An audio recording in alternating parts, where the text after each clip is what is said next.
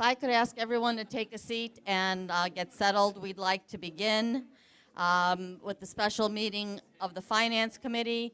Just for the record, for your information, anybody who's listening, that we audio and video record our meetings. So to the board, I ask if you remember to press your button when you have something to say on the record, and press it when you're finished. And with that, I will turn it over to our Finance Chair, McGallis.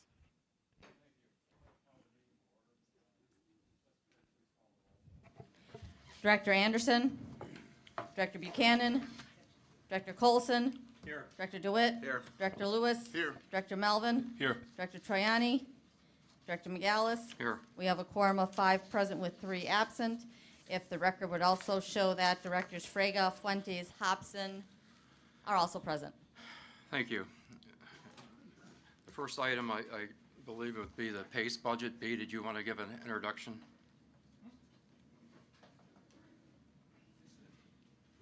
B, would you like to do the introduction for the PACE budget?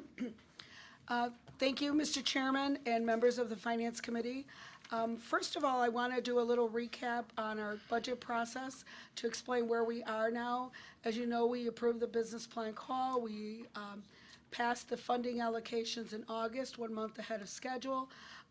At the November meeting, we did our RTA agency budget presentation and had some discussion about that. This is a special Finance Committee meeting where we actually hear from each of the service boards. We also have shared with them in advance some items that they have to cover as part of their presentation and have done some analysis for the chairman. So what will happen now is each of the service boards will present at any questions that you may have and so forth, but you will not be voting on anything today.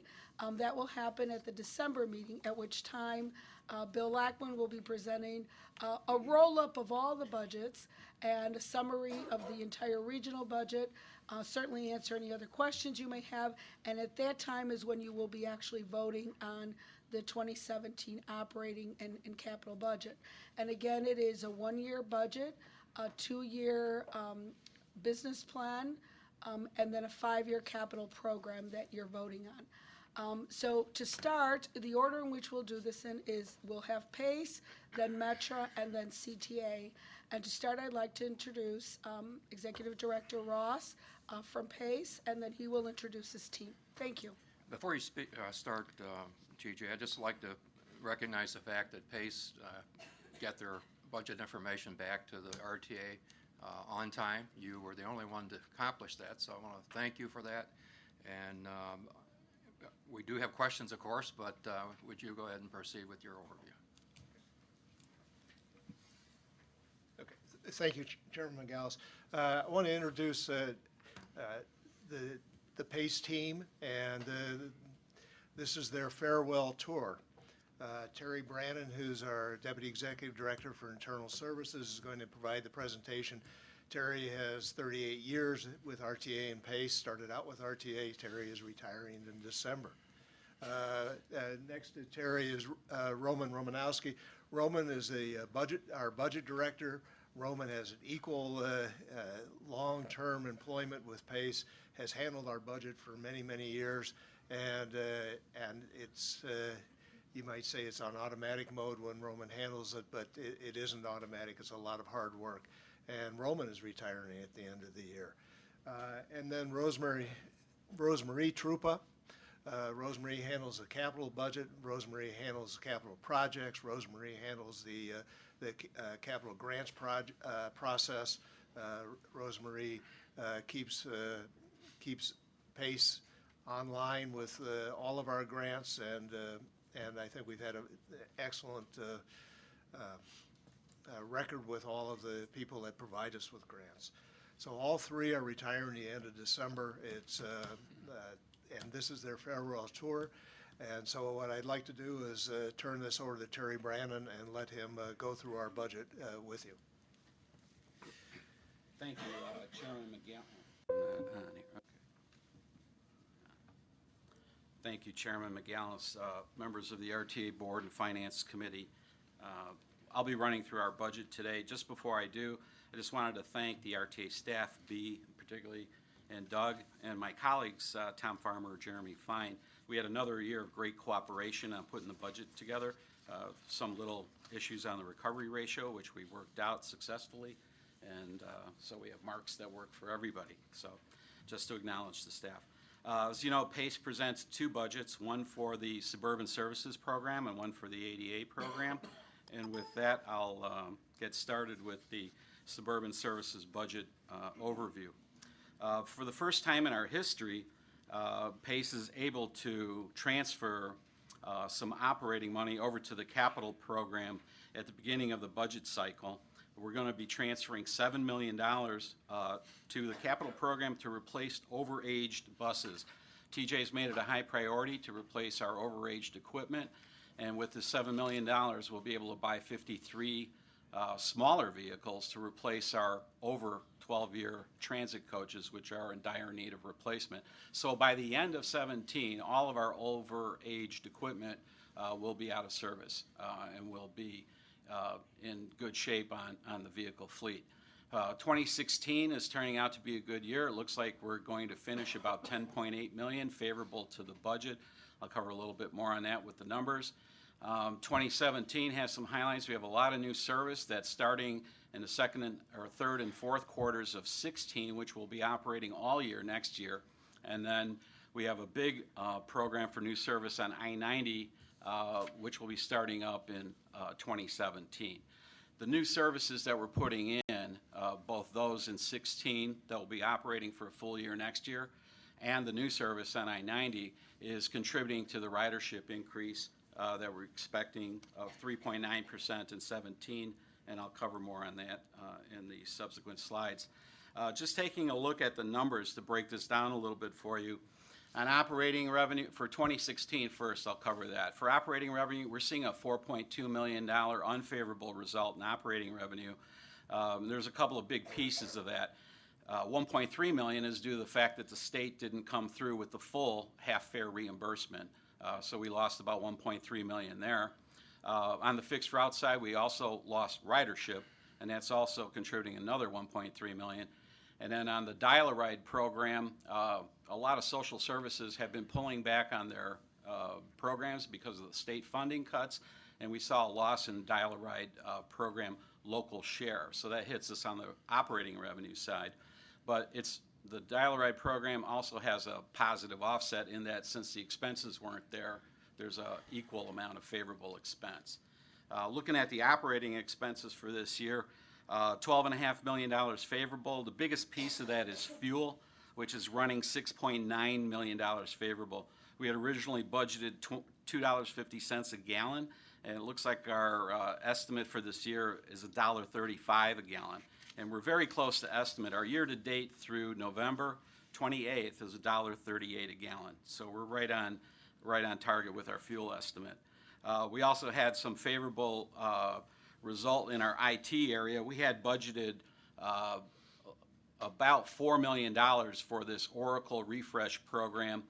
Because of the procurement process, that program didn't start up when we expected it to, so it's slipping into 17 and resulting in a $2.5 million favorable result in 16. Another key component is the van pool program is running $1.1 million under budget, and that's due to a fall off in the number of vans we have out there in the van pool program. It's been adversely affected by fuel prices. Fuel prices have been very low, and that usually has a negative impact on the van pool program, and that's what we're seeing for this year. We're down about 30 vans from the 2015 level. And overall, on the bottom line, funding is coming in $2.5 million favorable, and that's due to the favorable sales tax results that everybody has seen at the RTA, and some slight uptick in grant funding. Looking at 17, our revenue is projected to grow 4.5% or $2.6 million. Most of that, half of that's due to the to the half-fare subsidy being restored to its full level of $2.6 million. That's the working assumption we have in the budget in unison with the other service boards. The other element there is the revenue from the new services of $1.3 million that's contributing to that growth.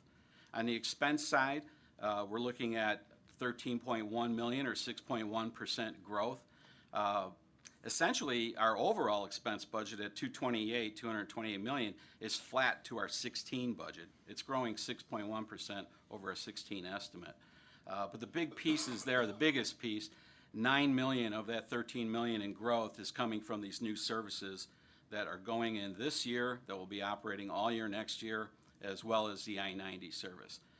We're also looking at about a $1.6 million increase in fuel, which is about a 15% growth, and that's based on both our assumption for price and volume increase with the new service. Our fuel price budget for next year is $1.53 a gallon. We also have an increase in the Oracle spending, about $1.2 million. That's more due to that timing issue of us not getting the Oracle project kicked off in time in 2016.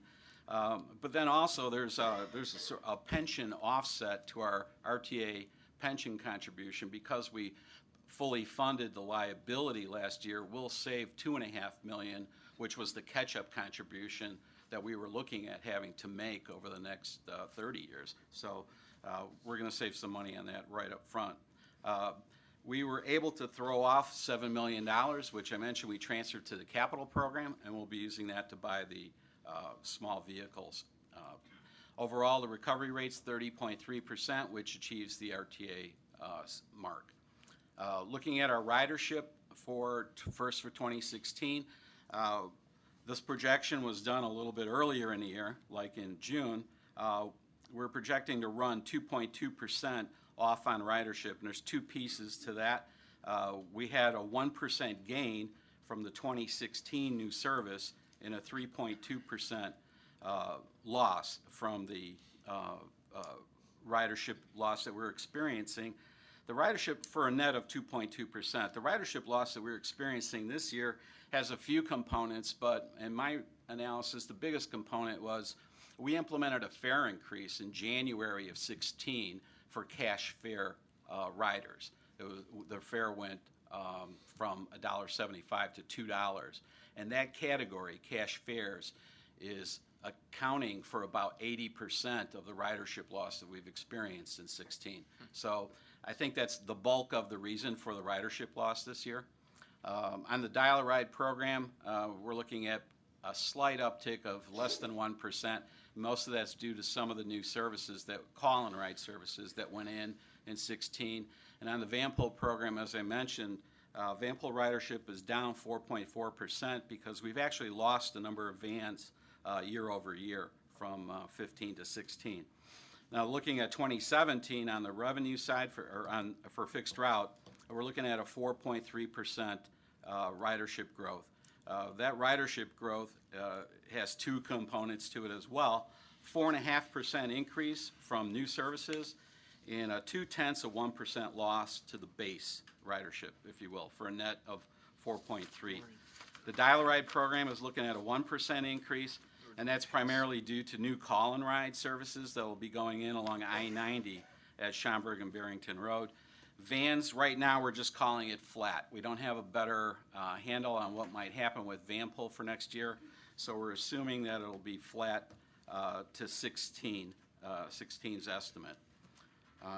For a total ridership change of 3.9% for 17. Any questions on the suburban service budget before I leave it to ADA, or do you want to hold questions till the end? Why don't we just hold them and do it at the end? That's fine. Turning to the ADA paratransit budget, some good news here. We're projecting to finish 2016 $10 million favorable to the budget, and our 2017 funding requirement is essentially flat to the 2016 budget at $160 million. And we're forecasting ridership growth for 17 of 3.4%. And looking at the numbers in a similar manner, for 2016, revenue is off slightly. Most of that, $877,000. We've seen a decline in RTA registration trips, and the RTA pays us for that, and that shows up as revenue.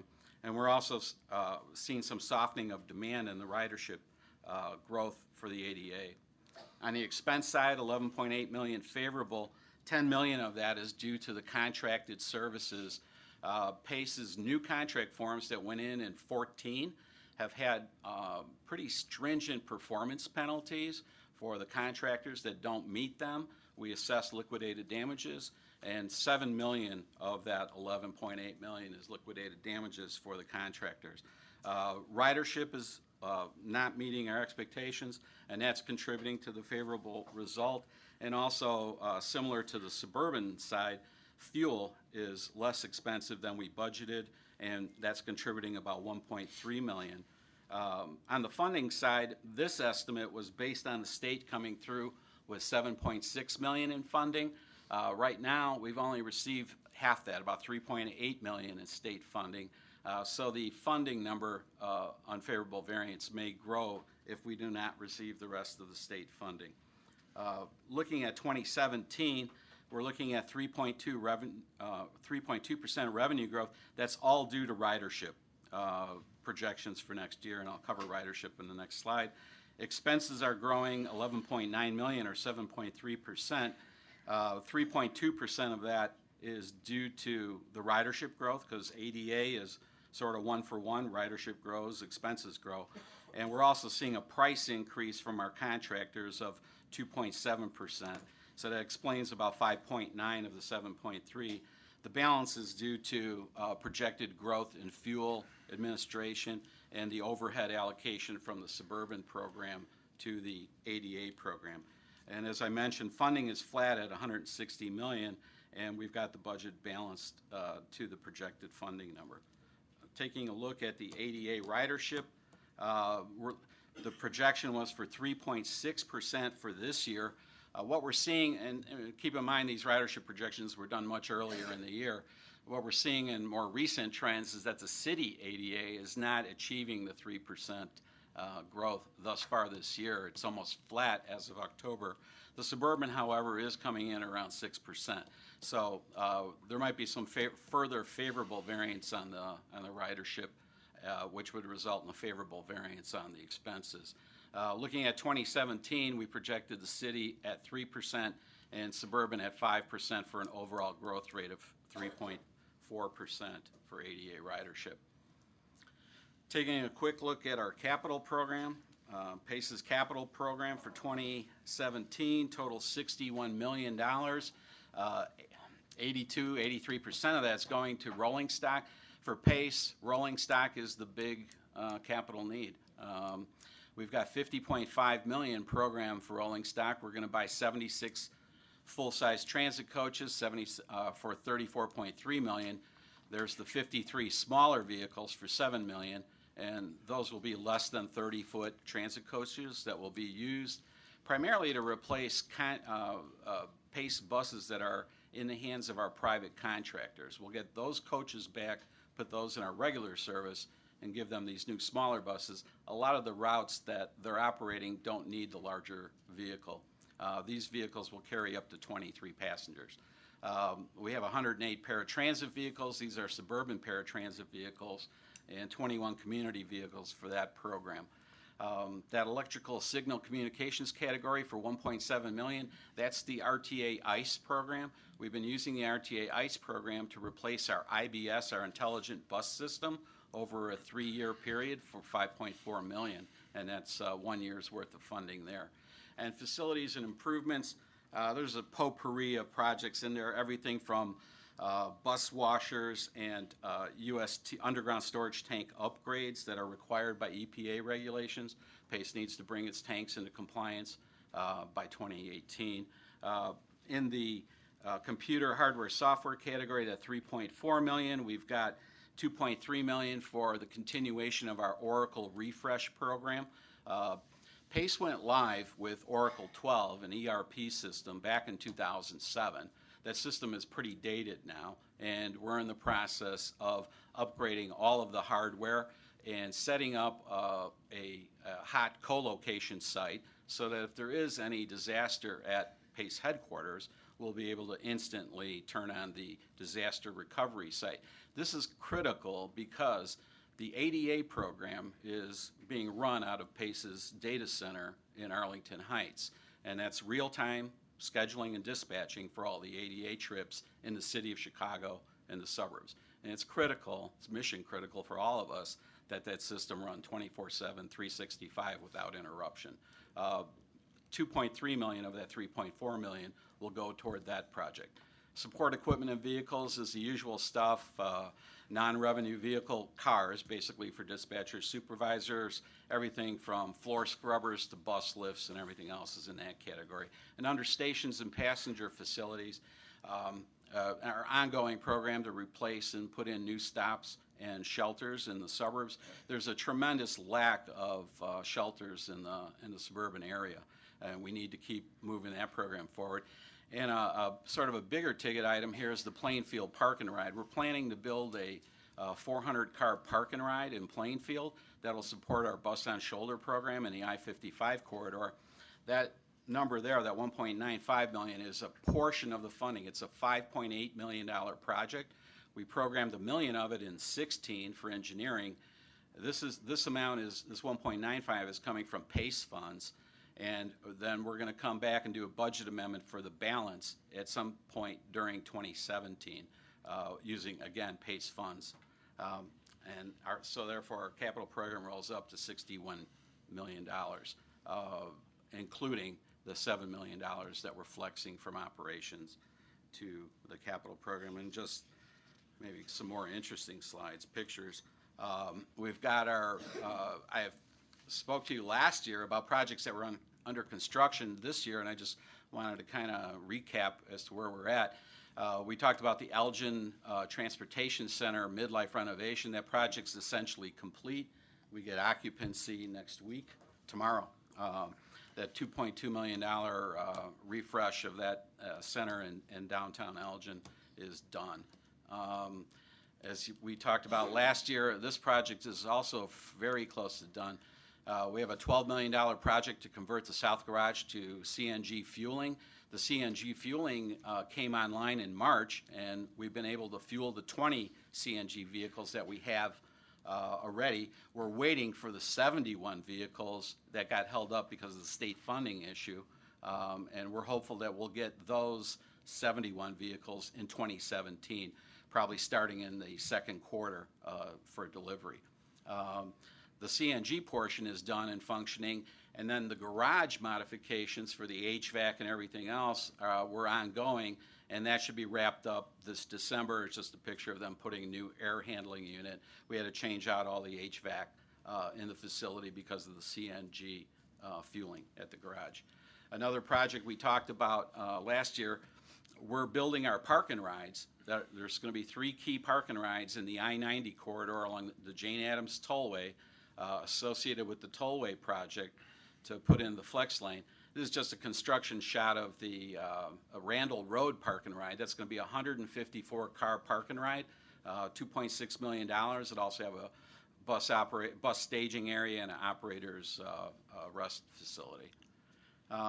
This is sort of a graphic overview depiction of the big new service project for 2017.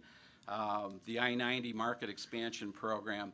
We're going to have the bus-only flex lane that the Tollway is constructing for PACE. 3 park and ride lots, as I mentioned, Randall Road, I-25, and Barrington Road. And the Barrington Road park and ride will feature a pedestrian bridge that connects from the parking lot to the inbound service side of the service. There will be improvements at the CTA Rosemont Transit Center for $1.5 million. And we've got a significant expansion of the existing routes in that corridor, of the 4 existing routes, as well as 5 new routes, and then 2 local distributor services centered around the Barrington Road Station and the Schaumburg Road Station. So with that, concludes our budget presentation. I'll be glad to entertain questions. Thank you very much, Terry. Before we get started, we've all, as a board, have had your budget now for a number of weeks and had the opportunity to review it. You've answered certainly a lot of the questions that I had in your presentation. But before we get into specific questions, could you just give us some heads up on what the public comment might have been at the public hearing? Any input that you received or questions from the public? The public comment at the hearing, it it was very minimal. We had 98 people attend the hearings. 13 of them were held. 17 commented. Most of the comments actually were favorable with regard to PACE ADA services and fixed route services. So some people just came out to sort of compliment us. There was nothing in particularly pressing. Since we're not having or proposing fare increases or service reductions for next year, and we didn't get a lot of turnout. Usually that's what brings people out to sort of protest fare increases or service reductions. So I would say overall it was just a very uneventful public hearing process. And what do you do to reach out to the public get them involved in the hearing? Do you have a web page? Certainly, we have one. Is there anything else you do to try to promote it? There's sort of an extensive outreach program. These 13 public hearings are a fraction of all of the public meetings that are conducted with regard to our budget and program. We meet with all of the councils of mayors. We meet with a lot of the chambers of commerce. And a lot of local community groups. I forgot the number, but I think there's something like 50 or 60 other meetings that are held as part of the outreach effort to the public. Good. Well, I have just a couple of questions I'd like to ask, and we'll open up for the other questions for other members. The head count increase, I would assume that's primarily because of the new services that are being provided, but I didn't want to assume that. Could you address Correct. the head count? I believe the FTE change is like 118, and 106 of them are directly service-related positions that are associated with the new service. The other 12 are more administrative positions that will be associated in part with the new service, but also in some instances with increasing regulatory compliance. PACE is going to increase its DBE function, EEO compliance, and also there's a few other positions in the planning group and in the IT group. But overall, the majority of them are related to the new services, either direct or as support. 90%, 90-some percent. That's what I was thinking it probably was. Okay. And then the other thing that you do quite successful, but every year we ask this question, and that is with fuel. Fuel's always one of the biggest expenses we have, and the CTA for years has had a system where they lock in the fuel prices, and we know that they're going to be able to survive any increases or that might happen. You've not done that, and yet every time I bring it up, you've been very successful in negotiating good rates.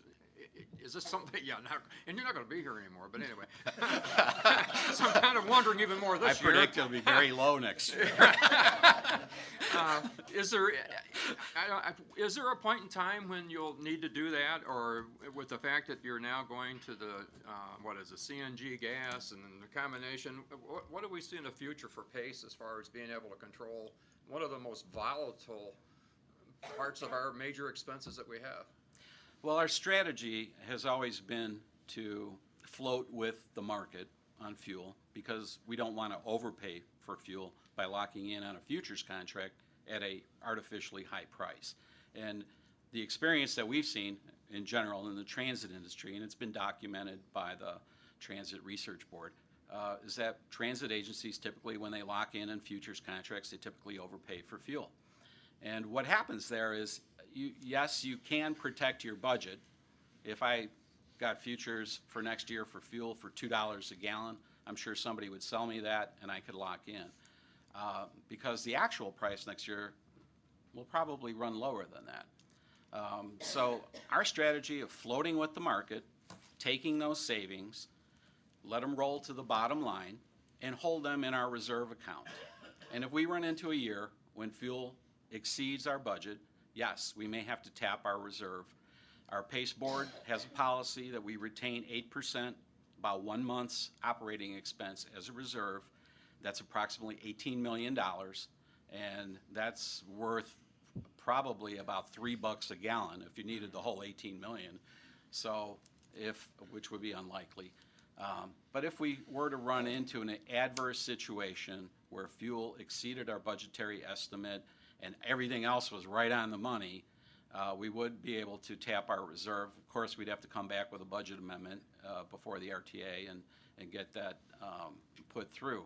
But our past experience has been that by floating with the market, we've paid market prices and we've underpaid most of what other public transit agencies in the United States have paid for fuel.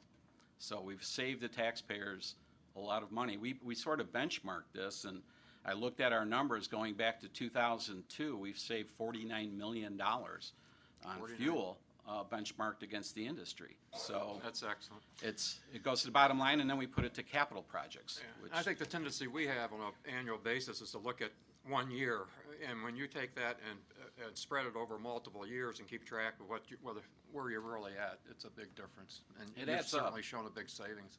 it's been I think our strategy's been successful, and the plan is going forward to just stay the course with that strategy. Okay, and you brought up the comment about reserves, and it's been one of my concerns for years that the RTA no longer having a reserve fund. I've looked at what you're doing, and I think it's great. And you've identified and given me a lot of comfort of how you would deal with a fairly substantial crisis. I'd like to open it up for questions. Members? Yes, Director Lewis? Just a couple of questions on ridership, which is always a key success factor. In terms of one of PACE's responsibilities is to carry out some far-flung routes in areas that probably don't have as much population. How do you determine when a route does or does not make sense, or when service needs to be reduced because it might not have the kind of ridership that you anticipate? Is there a process or mechanism that you employ? Yes, we do have minimum service standards for our routes, and if they fall below the minimum service standard for that category of route, we have, I believe, 4 different categories.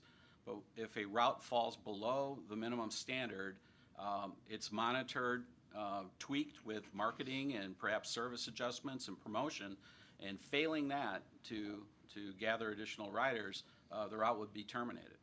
Okay, good. I'm glad to know that.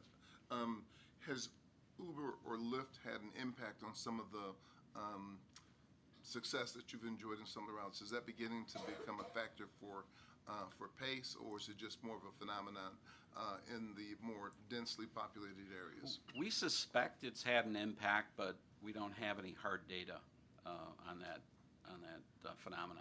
Okay. My last question on ridership is, what kind of a survey methodology do we engage to really kind of assess not only people who are taking PACE, but people who aren't using PACE, to get input on what we might do to make it more attractive or more useful for that populace?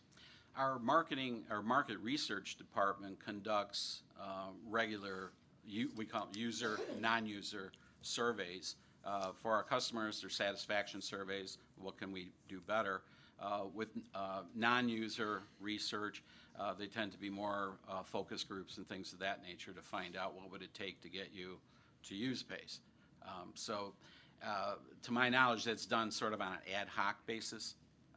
There's a formal user survey that's done every couple of years, but in the interim, there's smaller, more focused surveys that are done in particular markets. Director Hobson? Yeah, I have 3 questions. 2 are general related across all service boards, and since you're the first one up, I'll ask it here. B, perhaps will be the better person to answer these, however. My first question is on the assumptions. For example, you have fuel pricing assumptions. Those vary between the service boards. Each service board has a different fuel pricing assumption. I understand that. What about the other assumptions such as inflation, unemployment, sales tax revenue growth? Are those consistent across the service boards, or does each service board come up with their own projection as far as those numbers? They are consistent, and I'll have to get those to you, but we build that into the funding allocations, which we passed in August, and we'll give you those. Okay, so besides fuel, are there any other assumptions that the service boards make that are inconsistent across the service boards? No, not really. I mean, we assume we're getting all of our PTF. We assume we're getting all of our ADA. We assume we're getting the fare subsidies. We assume we're getting our ASA and AFA, which is the debt service subsidies. The sales tax projection is of course, an assumption across the board. I would ask each of the service boards that, but I'm not aware of anything else that So would as be far inconsistent. as you know, everybody's consistent on the rest of the assumption. Fuel's the only one that varies. Correct. Okay, thank you. My second question has to do with the recovery ratio, and this impacts all the service boards. I had B pull up some data for me. Back in 2012, our fare box recovery ratio was 56.7. In 13, it was 54. In 14, it was 53. In 15, it was 51.9. In 16, the projection is 50.4. And for 17, the budget is 50.2. The required is 50. So, the engineer in me likes to have a safety margin. At 50.2, we have 0.2% across all the service boards of safety margin. That basically means we've got to do everything right on all three service boards and nothing unexpected can happen. That makes me uncomfortable. I don't know if it makes any of the other board members here uncomfortable, but it definitely makes me uncomfortable. Do we have a contingency plan in place, or do we have steps programmed for out years 18, 19 to increase that fare box recovery ratio? So, as Terry indicated earlier, we've had a lot of discussion about recovery ratios. We agree it's tight, and certainly we were successful in negotiating each of the service boards to increase their recovery ratio slightly. The good news is that when their budgets came in, actually, they all came in a little bit higher than what mark we had set. For example, CTA came in 0.2 above the mark, so they're at 54.9 in their budget. Metra came in at 0.4 above the mark, so they're at 52.9. And PACE came in right at the mark, 30.3. And of course, ADA paratransit is the 10%. We will continue to monitor it very closely, but you're right, it is tight. We feel confident we'll be able to achieve it, and we will have this discussion again for 2018. But it is controlling your expenses, which they've successfully done, to be able to achieve these recovery ratios. And historically, they have always come in higher than what the requirement is, but it is getting tighter.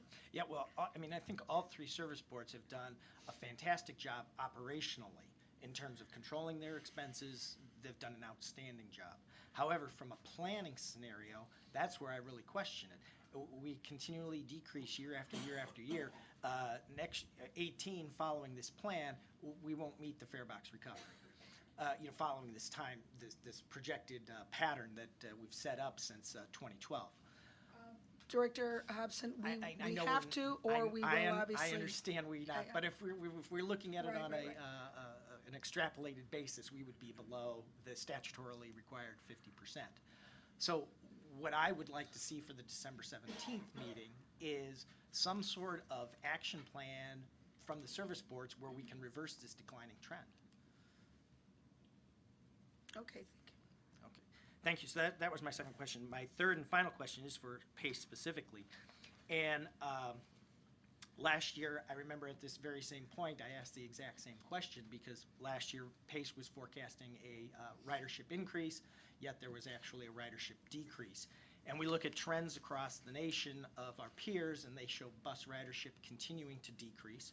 And even our own CTA is projecting bus ridership decreases. Now, I know you've got the ART and the I-90 corridor that is increasing, projected to increase your ridership. If we took the I-90 and the ART out of your forecast, would you be showing flat, a decrease, or an increase in terms of bus ridership? The base is declining slightly by 0.2%, the base ridership year over year. And so I guess I question that assumption. Is that a significant enough reduction? How does that compare with what we've been seeing historically in terms of trends, what CTA is projecting, and what our peers are projecting? We've had a few fair events that have contributed to the ridership declines over the past couple years. Our projection assumes that those are behind us and ridership will stabilize. We've had in 2016, in January of this year, we had a cash fare increase, which contributed the bulk of this year's ridership loss. Going back in time, in mid-14, we eliminated under the new Ventra system, and because we had to convert equipment, we had to eliminate the free local transfer, which have impacted ridership in our outlying markets into 15. So that ridership loss started in late 14, pretty much after we had the budget put together, and took us into a loss in 15. I think the losses from those two events, the cash transfer and the 25-cent cash fare increase, are mostly in the rearview mirror and should be behind us. If there's some other factors out there that can contribute to long-term ridership decline, we don't have that factored into this budget. So the ridership growth that we're expecting, as you say, as you understand, is due to the new services and not anything to do with the base. I understand CTA and Metro are projecting for slight decreases in their base as well, but less than 1%. We're off by fractions of 1% with CTA and Metro. Well, this kind of dovetails with my fare box recovery ratio question. If we miss in terms of ridership and we're just skimming the edge in terms of fare box recovery, it could put us upside down. And I worry Yes. about being in that type of a situation, and I want to make sure that we have contingency plans in place to address that. Right. I think during 17, as the actual results roll in, we got to monitor this very closely. And if there is a compliance issue with the 50% regional requirement, everybody's going to have to roll up their sleeves and take a look at contingency actions. I think we've all been through this for many, many years, and we all know there's a toolkit as to what you need to do in a budget situation like that. And you look at the options for enhancing revenues, reducing expenses, and essentially everything's on the table at that point. So if there is an unfavorable event on the recovery rate during 17, I'm sure the RTA and the service boards will all be working together to come up with a coordinated corrective action plan. It's just you were, I'll say, overly optimistic a year ago at this point in time, and I want to ensure that you're not overly optimistic now and at least have that discussion. I hope I'm not. But Okay. again, I won't be here next year. So. Okay, I feel all better all of a sudden. Thanks so much. Well, one of the things on the reimbursement or the fare box recovery ratio is that every quarter we do monitor that. So it's one of the things that's constantly brought up that we look at, and it is a great concern to us, and we've talked about in the past, but it does provide us with an opportunity to look at that every quarter and make adjustments if we have to during the year. So hopefully, that's not the best way to do it, but that is one safeguard we have. We do monitor it, and we do have, if we have to take an action on it, we do. So I report on it monthly, and then we certify quarterly to the state and other bodies. So yes, it's monitored very closely. But the trend is not good. The one other, I guess, while the other members are thinking about questions or whatever, that I wanted to just talk about quickly is that not only is capital affected by what the state of Illinois provides for funding, but certainly a lot of your budget this year, and I was wondering if you could give me an off the top of your head number of what is the impact of state reimbursement or the lack thereof potentially with, now that you've included this year revenues that we didn't include last year. What is the potential if the state doesn't come through with their reimbursements? On the suburban service side, our biggest subsidy there on operations is the half fare subsidy. So we would take a $2.6 million hit 2.6. If they don't come through. On the ADA side, there's $8.5 million in this budget coming from the state, and that would be an equivalent hit on the ADA side. From a funding perspective, on the ADA side, we have the ADA fund, fortunately, being held by the RTA, which in a worst-case scenario could be looked as a backstop. And on the suburban service side, we have the PACE reserve from a funding perspective.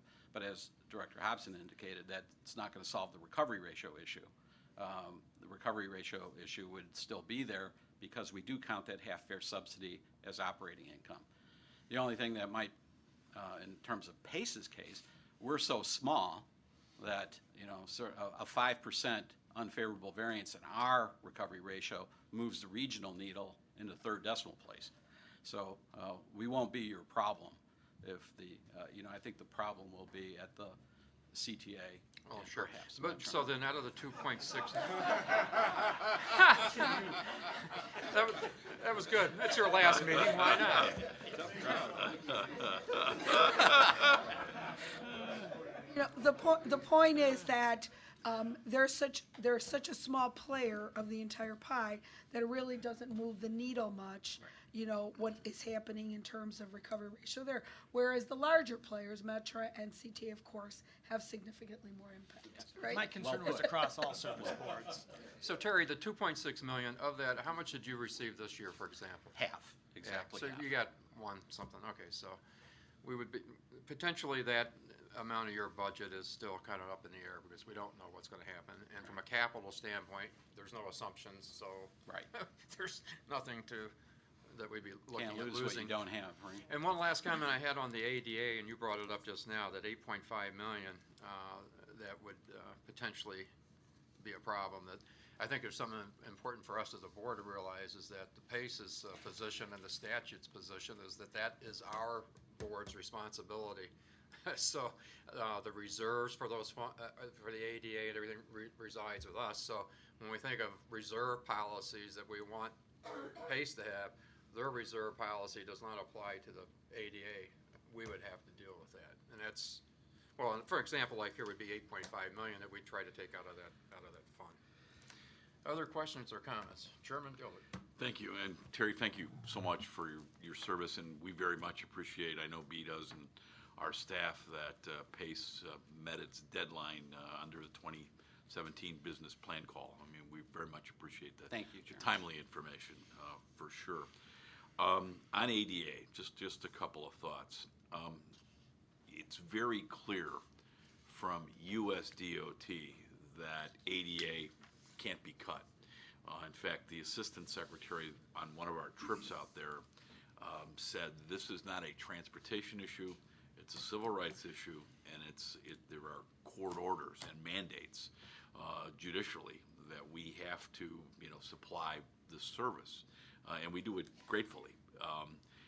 But it's just, I guess my comment is, you know, everybody loves to talk about cutting budgets, whether it's Springfield or whatever. And Springfield can cut the funding for ADA, but somebody, that includes taxpayers and riders, still have to pay it. It's like taking a balloon and squeezing it here, and it pops out over here. So, you know, they can beat their chest in Springfield about cutting back budgets, but it's not saving riders or taxpayers any money. It just has to come at the local level as opposed to perhaps Springfield. But that's a mandate that USDOT is all over. And, you know, basically they looked at me and said, look, we know your state government wants to cut back on ADA paratransit funding, but you can't do that. And it's just something we watch all the time. One of the things that I think we clearly need to explore on ADA funding, and B, I don't know who does the survey, but I think we need to survey other major bus systems throughout the United States and just say, do you use and do you have access to Medicaid funds for ADA paratransit services? I want to make sure we're not leaving what I would call healthcare funds in some place for that we can't access as transit. So are other systems using Medicaid to help out paratransit costs, and should we be doing that? Chairman Dillard, we actually are accessing Medicaid reimbursements for those trips that qualify for ADA. PACE typically gets about $1.5 million a year in reimbursements. There's a very archaic structure that you have to, and process that you have to go through in order to claim those funds, and the documentation is pretty extensive. But we have been doing that since we've taken over the program in '06, and the funds tend to come in sort of lumpy, because you never know Right. when the feds are going to pay the state and the state's going to pay us. But just 2 years ago, we received a $7 million reimbursement for the period of 2009 to 2011, which came in, That's great. No, it's 15. manna from heaven. So- Just be innovative. And seriously, when you go to APTA meetings or you go to TJ staff, when you go to, any of your peer meetings, just always just be watching what other states and cities are doing out there. And it's great. But Medicaid is just something we should, it's so large. The numbers are so staggering that we should not leave anything out there untapped. So thank you for going to get that. Following up on Director Lewis's and Hobson's questions, the expansion of the Milwaukee Avenue arterial rapid transit and the the work on the I-90 corridor, obviously they require increases in operating and capital funds. So is there any place in your budget that you've scaled back to help pay for those couple of major new additions? Well, fortunately, the initial operating expense for the big project on the I-90 is funded through a special CMAQ grant that PACE secured. So we have 2 years of funding there. We're also pursuing another 2-year grant through the CMAP process for that. So initial funding is provided. On the capital side, we have capital funding for Milwaukee Avenue, again through CMAQ grant, and we have capital funding for I-90 through a CMAQ grant. We're also using some of our PACE fund balance for some of those capital improvements. So the initial startup and operation for the first few years is covered by grants, where the rub's going to come is probably going to be downstream in 2019. When those grants run out, 2019, 2020, we're going to have to incorporate them into the base. And at that point, if there's no additional funding, the budget will have to be balanced, and we'll have to take a look at what service, if we have to trim service or something in order to sustain those services. Rosemont.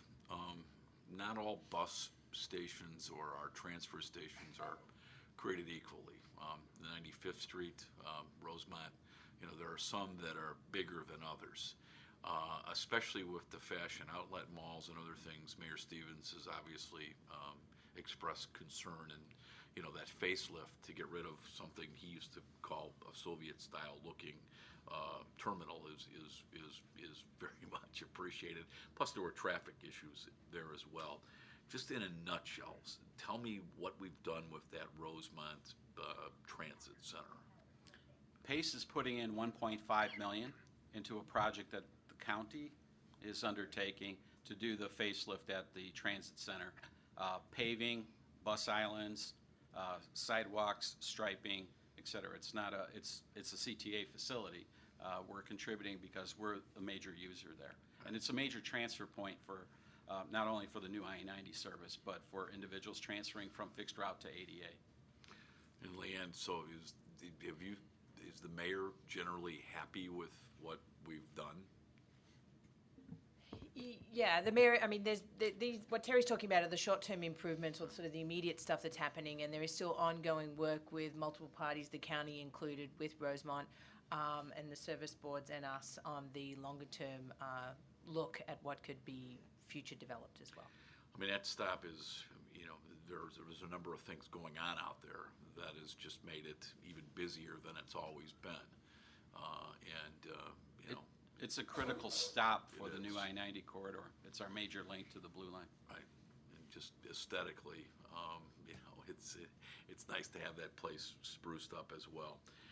Last but not least, and this goes to the CTA, Metra, and PACE, having come back from Springfield after midnight last night, we really need to, and I know you have it, but I can't stress how important it is that we really have a good, comprehensive list of what's not going on at any of the service boards due to a lack of a state infrastructure plan. I mean, what's being delayed, and Susan Massal, I know, put together a chart recently that sort of laid out what the lack of action in Springfield means to the different service boards. So just make sure, you know, you have that pristine list, which I'm sure you have around, but we're going to need it. We don't know what the timing of the new administration in Washington is, or what matching fund requirements are going to be. One of the concerns I have is that the state of Illinois is not going to have our ability to have whatever match we need for whatever the new administration in Washington may come up with an infrastructure plan. We just need to, for our Springfield purposes, and I saw some of the key legislators yesterday down there, you know, we just need to have a list available at all times to say, hey, this is what's not happening, and these are the results of not having an infrastructure bill. So, thank you very much. Mr. Chairman, later this week or early next week, you will receive as part of a board briefing the Project Management Oversight Report that is prepared semi-annually. We have added a new listing in there of exactly what you're asking. These are state-funded projects that have been suspended. We report on active projects, so you'll see in there all of the active projects, including those affected by state delays. But we've added actually something new, a page of the unstarted projects that have been delayed due to state lack of funding. So that's new. In that report, we'll also do a presentation at the December meeting. That's at least what's on the radar, but has been suspended. We thought we'd add that since, you know, otherwise they're not getting reported on because they're just kind of sitting on the side. Yeah, I spent probably at least an hour yesterday with some of the staffers of the legislators, you know, and they just said, give us the list, because that's what our members are going to ask for. You know, it'll show us what's not happening. And I said, we have those lists. I can guarantee you Don Orsino and Dorville and TJ can rattle these off, but I just want to make sure we have a comprehensive database where we can crank it out instantly. So thank you very much. Other questions or comments from the board? Very, very quickly, Terry, did you mention that there were some comments about ridership, ADA ridership? Did you say something about that? I did. The one comment I made was that our original projection for 3% city ridership growth this year in 2016 doesn't appear to be manifesting as the year has gone on. One of the things we think is going on there is that the cutbacks in social services have reduced demand or impacted demand for ADA service, particularly in the city of Chicago. And do you have pretty good confidence in the numbers for next year, or do you think this continues? Well, we're projecting 3% in the city for next year. If this most currently developing trend continues, that may be a little on the high side. But again, if it's not spent, the money stays with us. Thank you. And thanks for the back and forth over the years about the fuel price stuff. It's been very interesting. It's been very nice. Thank you. Director Lewis. Briefly, Terry, could you comment on the MBE, DBE programs? You alluded to it, but if you could just give a quick recap as to what's going on in that department. Thank you. PACE has a lot of construction projects that are going to be moving forward with our midlife garage renovations, our tank projects, et cetera. And construction's always been one of the areas where we've been able to set and achieve higher MBE goals. And so our typical goal setting is in a range of 10 to 15% on those construction projects, and we've been very successful at meeting and exceeding them. So I think in terms of that category for spending over the next few years, we'll see continued increases. What's the status of your collective bargaining agreements? Where are they at year-wise for renewal? We have one open at this time. West Division is open. The rest of them are under contract. Great. My last question, I guess, would be for TJ. What do you see as the biggest challenge in being able to live within the budget that you've submitted today? I haven't shared Terry's feelings. I think it's going to be a fairly smooth year. I don't think you're going to see see how it plays out. I don't think you'll see any big changes in fuel. In fact, the problem with fuel is a two-edged sword. If fuel prices drop, ridership drops. If fuel prices go up, ridership goes up. It's a direct relationship between ridership and fuel prices. So you gain some revenue if fuel prices go up, and you gain some expense. I think it's going to be a fairly smooth year. I am concerned about the lack of capital to buy buses. We are in effect at a point in the I-55 corridor. If we find additional park and ride locations, they fill up and our buses fill up. We're at the point now we don't have enough buses to increase the service there, and so consequently there's no reason to increase. We're a little worried about the Plainfield Park and Ride lot from the standpoint that if we had 450 parking spaces, are we going to have the buses to carry all 450 people? That I think is an operational problem that I'm worried about. I'm worried about I-90, that if I-90 takes off the same way that I-55 did, that we could be out of parking spaces rather rapidly on I-90, and that's a good problem, but it's a headache. It's a bad problem as well. Sure. So that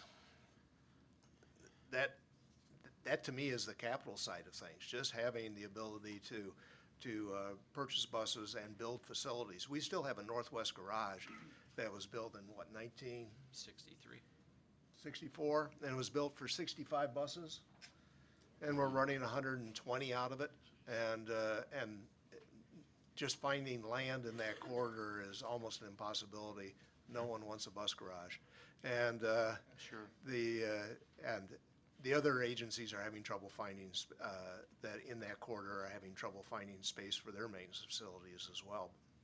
So not the other transit agencies, other highway agencies. So those are the big problems. The big problem is that. The biggest problem is I'm losing 3 people. And there's other people that are leaving too with a lot of knowledge. And transit needs to be able to attract people to come and do the work like transit was able to attract me and Terry and Roman and Rosemarie 4 decades ago for me. And that is a tough thing to do. Government jobs are viewed in a little different manner than they were when I started. So I think we have to make these jobs attractive to the young people. I think we have to make them fun things to do. I think they have to have the feeling that they can really make a difference in the world, and that they're doing a good thing. They're working for good organizations. So you asked what my fears are. My fears are, big one is capital. Sure. Just, 2008, we got the operating funds, but we didn't get the capital to do it. I have a sheet here. It shows me what we could do if we had the buses, and we just don't have the buses. And that gets back to what Chairman Dillard said. We'll get our wish list together and make sure people know what we need. And then once you get the buses, you got to have the facilities. Right. And then once you have the facilities, real positive things of what the tollway has done with the flex lane. That's an incredible investment they've made for public transit. Maybe $250 million investment, maybe more. I'm not exactly sure what that is, but it's a great thing. So Well, there's TJ, really good stuff and stuff I'm worried about. Well, I really appreciate the fine work you do, and again, thank you for getting your budget in on the time schedule that we had all agreed to. And we certainly will miss the 3 staff members that are here today, and probably next year we'll find out why he was able to get his budget in on time this year. So anyway, thank you very much. If no other questions, Thank you. yes, I just would like to thank Terry and his team, and certainly the director, but Terry has been a wonderful ally and a great source of institutional knowledge, and we're really going to miss him. When we were stuck on issues, it was usually Terry who was able to get the gang back together again and work through consensus, so I really will miss you, and I want to thank you. Thank you. Thank you. Can I just echo that? Sorry, no, I just want to echo that. I knew Terry when I was 5, when I first started out, actually on the municipal side. And I've actually had the pleasure of working with him in sort of 3 different capacities. He is a huge loss to our region and to transportation as a whole. His insights, knowledge, history have been incredible, and I think he deserves a lot of the credit to sort of the peace in the valley that we sometimes joke and talk about over the last several years, but he is really a key player in a lot of that. So we will miss him, and yeah, will be interesting to see if the budgets get in on time next year. Kidding. Thank you. Thank you. Thank you. Thank you very much. Thank you. B. So next is Metra. Our executive director, Don Orsino, will be coming up with this team. And again, I want to thank Tom, a great collaborative process. He's the one who sends the last and final email on everything, explaining one more thing. But thank you for your help, and take it away.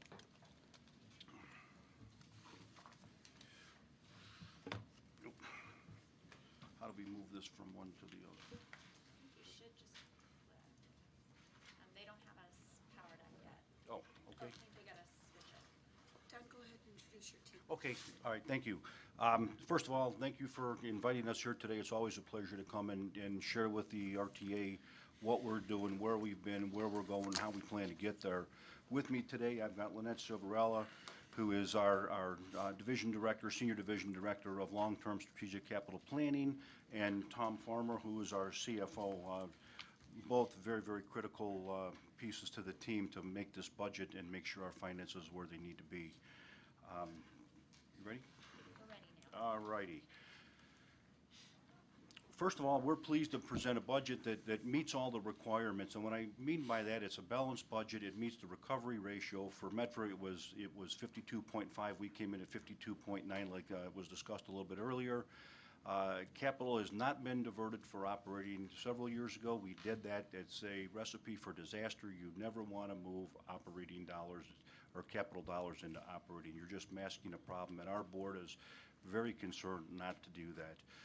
There was no material changes in service, with the exception we've added service on the Rock Island line. We've added express service. We've added 2 additional trains, 1 revenue, and 1 deadhead back on the Heritage Quarter. That line, if anybody knows about it, it only had 6 trains a day.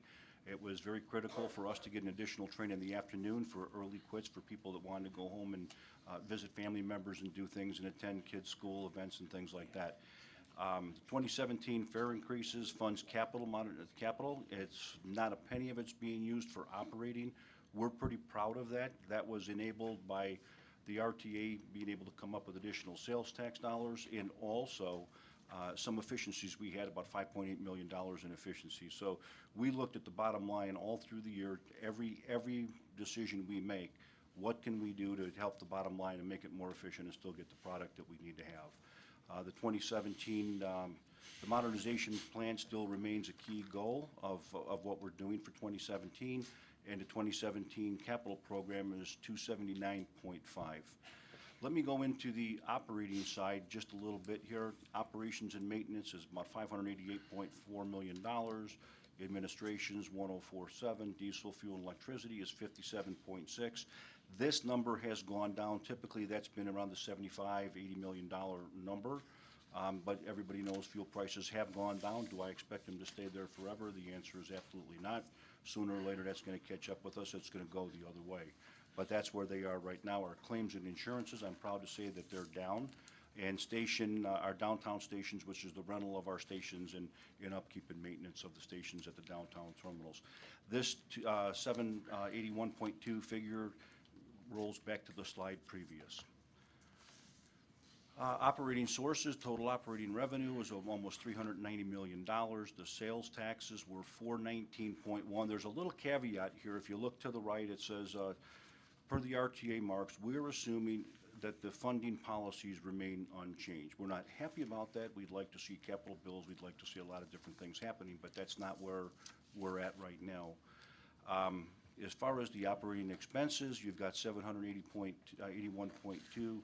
Farebox capital, that 32.1, that's basically coming from about $16 million we had last year through fare increases And this year, close to another $16 million, that gets us for Metcalf money operating fare box capital of 32.1, which comes to total operating uses of 813.3. This chart I like to show because it really hits home when you start looking at our peer agencies. If you look at this green line, that's CPI. If you look at 83, 86, 89, up to about 92, you can see us and the peer agencies, us being blue and the peer agencies in red, we were all pretty close. We were pretty close. You can see the diversion at about 93, 94, it goes up, and then our peer agencies continue to do the right thing through the years. We did not do that, but right now we can only play the hand that we're dealt, and we're having to make up with additional fare increases. And you can see, even with this little star here, that's the 2017 fare increase. We're still significantly behind our peer agencies, the big peer agencies on the East Coast, which would be MTBA, MBTA, Metro North, Long Island Railroad, SEPTA, and those agencies there. This slide really, it's pretty impressive when you look at it. Our fare increase this year, we increased the fares by about 25 cents per ride. I don't have to read everything to you, but the way it equates, it comes to about a 5.8% overall average increase. The lower, the closer in stations are a little bit higher because it's just like the Heritage Quarter on-time performance. If you're running 6 trains and you've got 6 trains, or you're running, 6 trains a day, I can only have 6 trains a month late before I don't get 95%.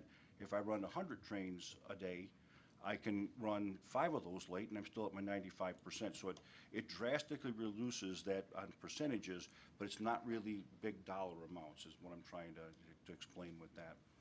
The increases for reduced fare on the 10 rides was $1.50. An increase for reduced fare on the monthly passes was $7.50 for the reduced fare. I want to point out on this slide here, 2017, that's the 279 that we talked about earlier, and this shows where we're at with rolling stock and tracking structures and things like that. But really the key point is the 2018 through to 2021, you add the two bottom figures together, you come with $1.2 billion. That's in 5 years. In order for Metra to achieve its state of good repair, we're $11.7 billion in the next 10-year shortfall. We need $1.2 billion a year to address those issues. That's showing you right there in 5 years, we still haven't addressed the problem. Even with the fare increases that we have not gone to the true core of what the problem is. That's why it's so critical that we work with the RTA, we work with the other service boards, we get to Washington, we get to DC. Chairman Kirk, you talked about we should be out in APTA, which we are. We should never let an opportunity go to talk about what we need for long-term sustainable funding. This really shows that in 5 years, we're not even doing what we should be in 1 year. Some of the major capital projects we have for 2017, locomotive rehabilitation, we've dedicated $31.5 million. Car rehabilitation is $31.7 to keep our programs going. The new gallery cars, I'll talk a little bit later in some slides about we had to cancel our 367 car order, but we also were able to piggyback on VRE's order. They had 21 cars they weren't taking an option on. We work with VRE, we've gone through the legal departments, that's all done. Now we're in negotiations with Nippon Shario, who's our car builder and who owns that contract, to get those cars. And this is what we feel if we can consummate a deal that we'll need in 2017 to start that process. And then we'll get 21 cars out of that. The UP North Line bridges, we're dedicating $23 million. 47th Street, 49th Street is a $20 million project. This is going to put a crane in the 49th Street facility where we rehab locomotives, and it's also going to work at our 49th Street facility where we're actually rehabbing all the cars. That facility's over 60 years old. It's not designed to do what it's doing today. Thanks to our workforce and their dedication and knowledge, we're able to rebuild cars there and get them done at a much lower rate, but it's still not as efficient as we'd like it, and that $20 million will help us with the throughput on that. That's what we believe we're going to need in 17. Positive train control, we all know what positive train control is. I'll talk about that in a little bit, but in 17, we're dedicating $30.5 million. If you look at the major capital projects, it's 151.7, and our normal maintenance, which would be ties, bellends, tamping track, crossings, and doing things like that, that's the other 127.8, which comes to the grand total. ICE funding, once again, I want to take the opportunity to thank the RTA. ICE funding is very important to the service boards. We're able to do a lot of different things that make our lives a lot easier, make our customers' lives a lot easier. We've got real-time inspections on cars and locomotives. We've got replacement of DVRs with new technology. A lot of our DVRs for our cameras, it's a camera system that looks out the front of the train. So if you have an accident, you have an incident, or you have a signal issue with an engineer, you can actually see what the signal is. But like anything else, the equipment's old, it's outdated, it's not giving you what you really need to have. And as we replace this, we're going to replace them with HD cameras so you can actually really see it, and it's just as clear as a bell. There's the 1.9 million, we've talked a couple years ago about Metro was stuck in the Stone Ages as far as its financial system. We made a commitment to invest about $30 million into an ERP system that's going to go through the first phase. This 1.9 million is going to help with that $30 million price tag on there. So once again, we thank you. And the platform treatments, you know, the luminous platform treatments, it's a pilot project. We're going to have about 6 different projects where we're going to have LEDs and different types of signage out there to test them in and grow from that, which is a total of $4.9 million. I talked a little bit ago about the $2.4 billion modernization plan. I think everybody in the room is somewhat familiar with that. What that was is we would go to board meeting after board meeting after board meeting and say, well, we have $11.7 billion shortfall. We have $11.7 billion shortfall. The board finally said, stop, wait a second. Has anyone given you $11.7 billion yet? No. Well, they're not going to, because every time we go there, they look at us, their eyes roll around, and they, what else can I help you with? They wanted to know, what could we do, what we have to run the railroad and keep things moving. So the team went together. It took us quite a while. We looked at the age of our fleet. We looked at the age of our, meaning rail cars and locomotives, what we needed to rehabilitate, whether it was rail cars or locomotives, what we needed remaining for PTC. There's 275. It's about $400 to $408 million. And as I stated earlier, the $20 million for the 49th Street facility. That's what we were looking at. We were also looking at what could we do as Metra to make that a possibility so we could get this done in the 10-year program. We put out a 10-year fare increase plan, which had a 3% in there as a cost of living type thing, you know, as goods and services go up. Not that we were going to do that every year. We committed every year we would look at that. Some years we weren't going to need that. Some years we might need a little bit more, but it was kind of a placeholder, and what we could do to finance it. That came to the $2.4 billion. When I go to the next slide, it kind of breaks down. We were expecting about $700 million from state and federal funding and $400 million from Metro bonds or other types of financing.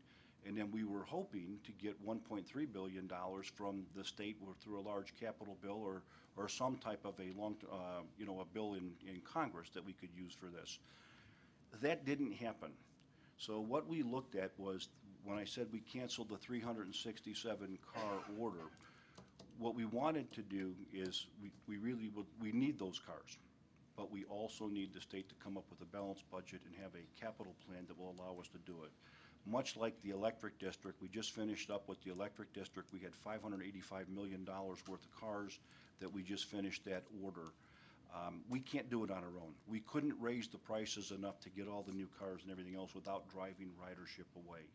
So that's why it's very important that we work with the state. We talked about unpredictable funding when Pace was up here before, what some of the concerns were. The unpredictable funding in this program was $121 million of state bond on hold.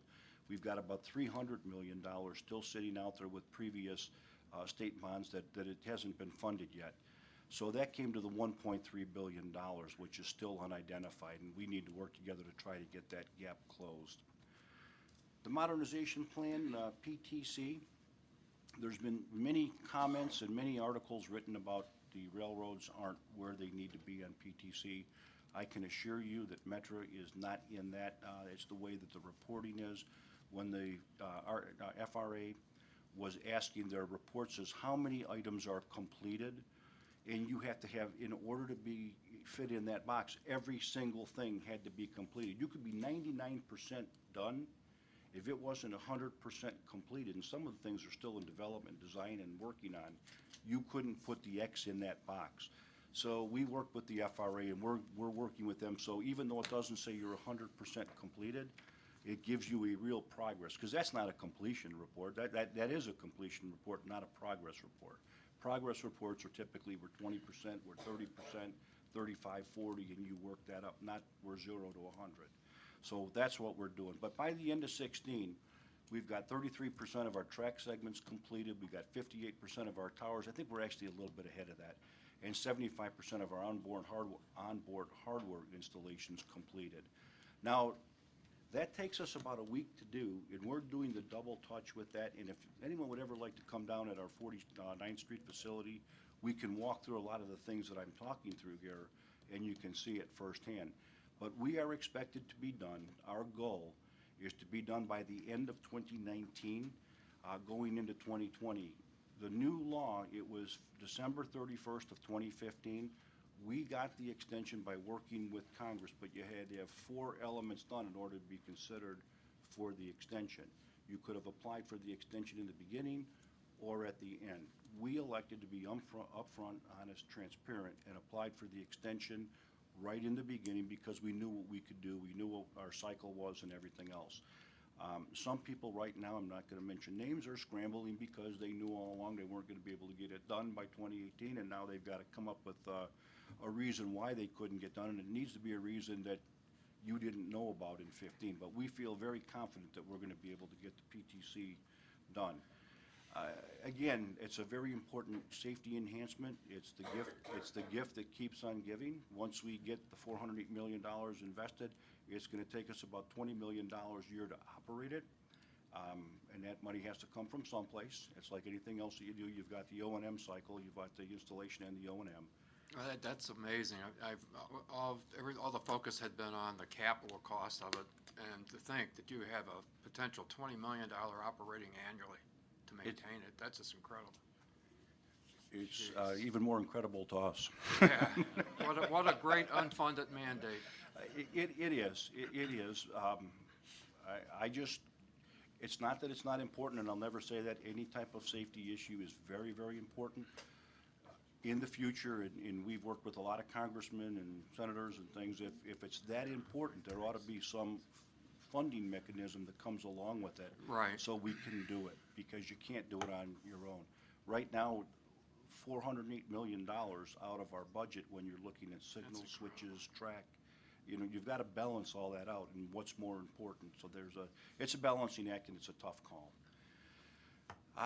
We talked about the modernization plan of the new rail cars and locomotives. I can slide through this pretty quickly. That was the 367 cars that we did not elect to go through with the completion of the RFP because we didn't have the funding for it. Didn't make any business sense for us to do it at that time until we can get some actual funding sources for it.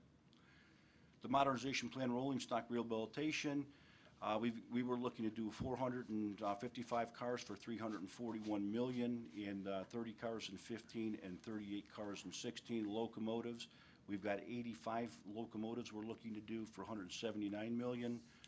2 locomotives are done in 15, 5 are done in 16, and we're beefing that number up. We've also purchased, it's not on here, but we've also purchased 3 additional locomotives, used locomotives, out of Canada, which are F-59 locomotives. We've completely gone through those, painted them to metric color schemes, and we've got one of them out and running. One of them's out in test right now. We're about ready to get the other one out by the end of the month, December, I should say. We'll have those. Remember, during the polar vortex, part of the problem was our spare ratios are so low that when you had problems, significant problems caused by weather and things like that, we were shorting trains and cars. So we've done everything the past few years to try to, even though we don't have new cars, get used cars, pour some money into them, get them up to our standards, and keep them running out there. We're doing everything we can to survive is, I guess, the best way to say it. One of the things that we have looked at in the past several years, it doesn't make any difference about the railroad if you're not pleasing your customers, because you're gonna lose customers and you're gonna not meet their needs and goals and expectations. The number one reason people use our service is to get from point A to point B on time consistently. They want to be safe, there's no question about that, but they expect us, that's our jobs, to make them safe. When they get on a train, they want to get on a train at a certain station and arrive downtown or vice versa at a certain time. They're going to doctor's appointment, they're going to work. I'm happy to say that we are going into our 21st month of 95% or higher as a system, and that's how we're based. That's quite an accomplishment to the crews and everybody we have operating Metra. Service improvements, I've talked about the service improvements on the Heritage Corridor in the Rock Island. We've also increased our on-train inspections and performance. That's a team that is dedicated to go out and riding trains. They are looking at the good and the bad, where we need to make improvements, how we are treating our customers. Are we collecting cash fares? Are we doing what we need to do? They're looking at cleanliness of trains, they're looking at stations, they're looking at a lot of different things, writing reports. Those are getting filed and they're getting addressed at a much quicker basis. That's really helped our image with our customers. It very much has been an integral part of what we're doing. Mobile ticketing, again, with ICE funding and everything, mobile ticketing was huge. It really helped us. We talk about the Cubs game. I want to get in that a little bit, but our mobile ticketing was up 280% on the Cubs game. So it's unbelievable. We also, earlier this year, this summer, we were out in Los Angeles, and CTA Metra and Pace received an award for innovative type projects, and the Ventra app was one of the ones that won that. So we were pretty proud of that. Wi-Fi charging stations. I talked last year a little bit about Wi-Fi charging stations. As we're rebuilding the cars, we're putting in electrical outlets. What we've done now is we are putting electrical outlets with USB plugs in. So not only can you charge a computer, but someone can charge an iPhone if they have it or whatever without just actually plugging it in, and they can do that. We were focused on the cars and where the people actually were. We weren't focused as much on the stations, but that came out in a report. We immediately addressed it, and within several months, we had all of our downtown stations equipped with Wi-Fi and charging stations, which is a huge accomplishment. Our website, we were happy to say that we piggybacked on a CTA contract, or not a CTA, but a Cook County contract. We were able to change vendors. We're a cost savings of about $500,000 a year. And what that also allows us to do, it's more of an open source, so we can go in and we can make changes on the fly rather than to have to pay a lot of money for a proprietary where they've got to go in and write code for it. So we're looking at any way to be innovative and save money for our customers and not have to raise fares. We're also doing that with our marketing and advertising initiatives. We've got a marketing and research firm looking at how do we get more riders on the Metra trains. We all know where the Metra train lines go, but not everybody knows how easy it is to get on a Metra train, come downtown, get on a CTA-L, get on a CTA bus, and go wherever you want, and vice versa with Pace. We're working on any type of thing we can do to make that connection more seamless and make sure that people really understand it. It's all about putting more people in the seats and not adding trains. If you've got more people in the seats, you don't increase your capital cost. It goes right to the bottom line, helps you control the cost for our customers. The system fare structure study, we've grappled with this for several years. We've got a contractor on board, a vendor on board now to look at it. We're a zone-based system, A zone, B zone, C zone, 5-mile radius, and we charge the appropriate rate for those zones. We looked at it that what is the right thing to do? And when I say what is the right thing to do, what is the right thing to do with an open system like Metra, where you don't have the gates and you don't have those types of things? What can you do? You want to make sure the solution really fits what you have. So we're looking at we want people to think out of the box. Is there too many zones? Is there too few zones? Should we even have a zone? Should it be a flat fare? Should there be congestion pricing? Should there not be congestion pricing? So those are the things that we're looking at, and hopefully by the end of this year, we will have that, so when we make, future fairing, end of 17. Okay, when I'm talking about the 17 budget, so I mean the end of 17. Thank you. Since Lynette was in charge of that, she wanted to make sure that she wasn't. So we want to make sure that in future fare increases, we're looking at it from a more scientific approach and what we can do and what's going to get us the biggest bang for the buck. We're also doing a cost-benefit analysis on services, existing service and expansions. We've broken that into 2 separate buckets. There's about 15 in each. First of all, we've got a core system that's needing repair and attention. And then you've got the expansions out there. Everybody wants expansions, and we're not opposed to expansions. That's the business we're in. And I use the statement all the time is if my house has got a broken foundation and the roof is leaking, I don't put a pool in. I mean, you want to make sure your core foundation, your core structure, what you're doing, is in financial good repair, and then you can expand. But we want to look at both of those, but the first thing we're looking at is the first 15 is what is the core and what do we need to do, and then look at expansions. There's a lot of expansions out there I'd love to see. I just want to make sure that we can do that in an appropriate way. That's the conclusion of mine. I said I would talk a little bit before we open up for questions, if it's okay, about the Cubs game or the Cubs rally. I've been very fortunate in the past 10 years. We've seen some wonderful things. We've seen the Hawks win twice. We've seen the Cubs. The Cubs blew everything away. I guess if you wait 108 years for something, you're going to blow it away. A little bit of But it really, I've equated this. We provided transportation for what was it, 460? The latest count is 469,000. Yeah. 469,000 rides that day. So you can imagine just about 500,000 rides on Metro. If you looked at the pictures of Union Station, if you never thought you'd see Union Station packed to the gills, I can show you pictures where it was packed to the gills. But we're proud to say between about 1 o'clock, 1:30, and 5, that station was empty. And if you came at 5:15, you would not realize there was a Cubs rally. And I can't tell you how proud I am of our team, the people that are standing behind me here, the people that are up here with me, and all the people in the field that made that happen.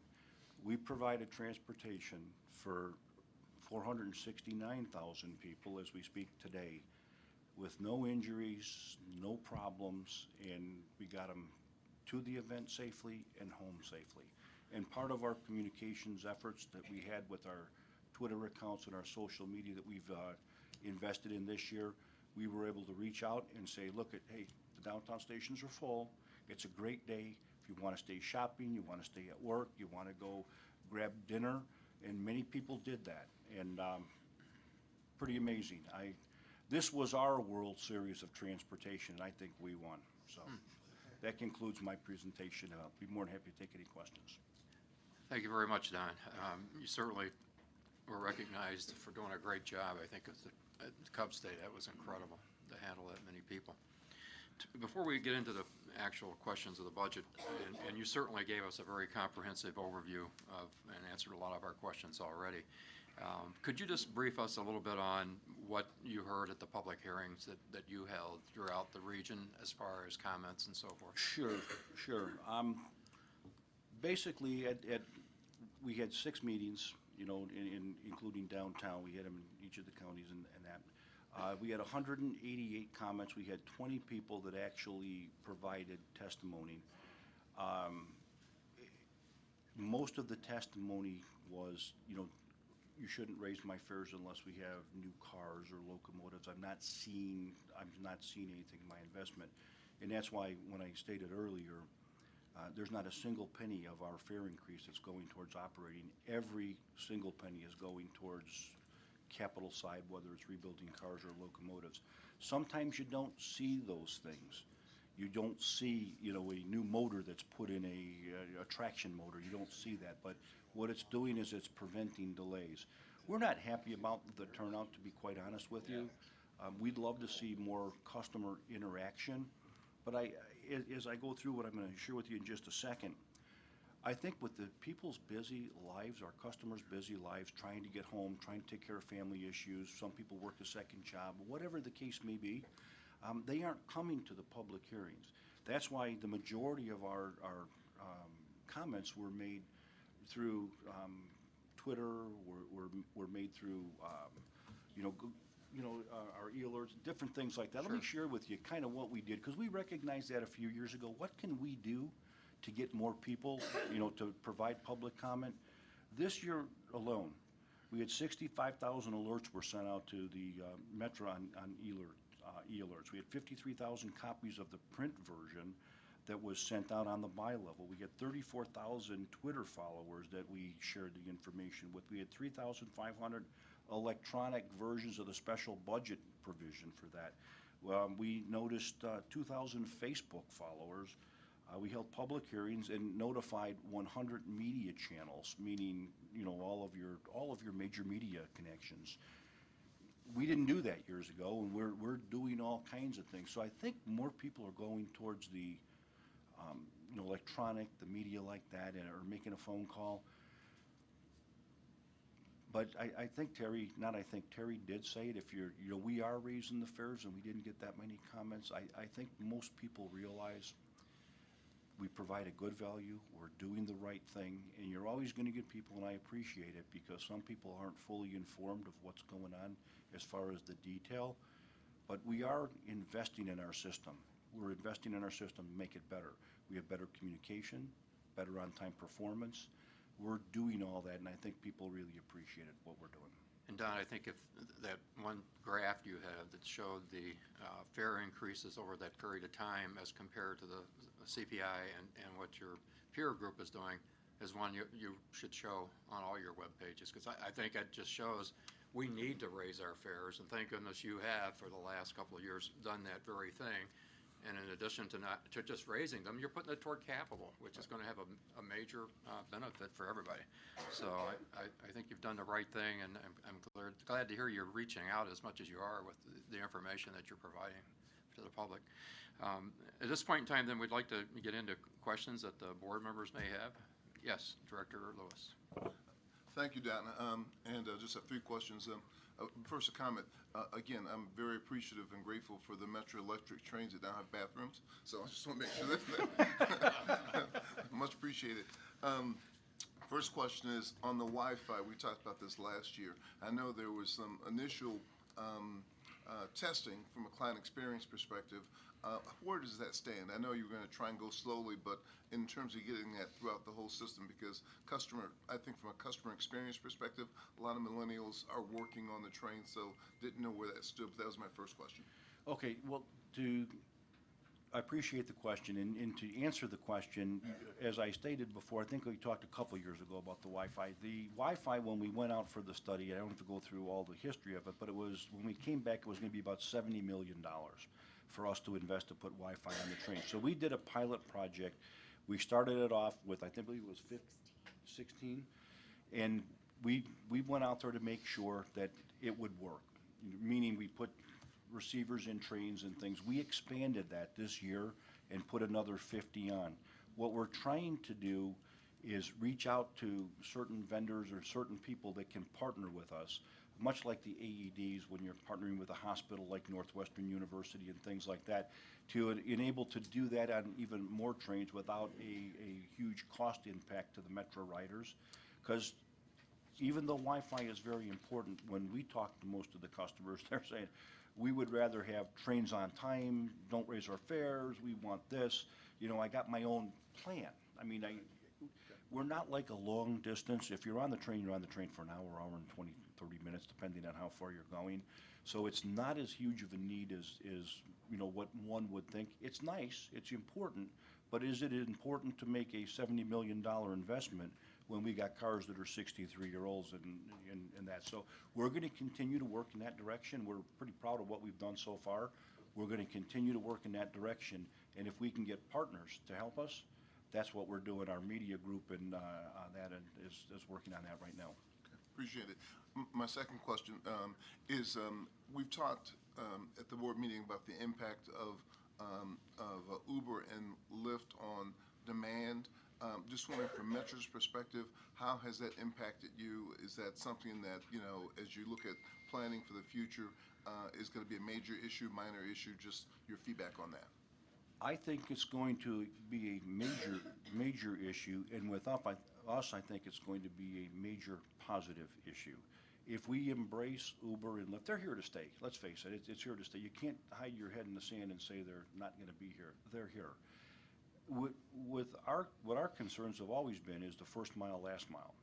And when you get into the city, that really isn't as big of an issue because you can get off, you can take a cab, you can take an Uber, you can take Lyft, you can take CTA bus, you can take the L. You can go anywhere you want. When you start migrating, into McHenry, you start migrating out to Elgin, you start migrating out to King County, in different areas, you don't have as many of those options.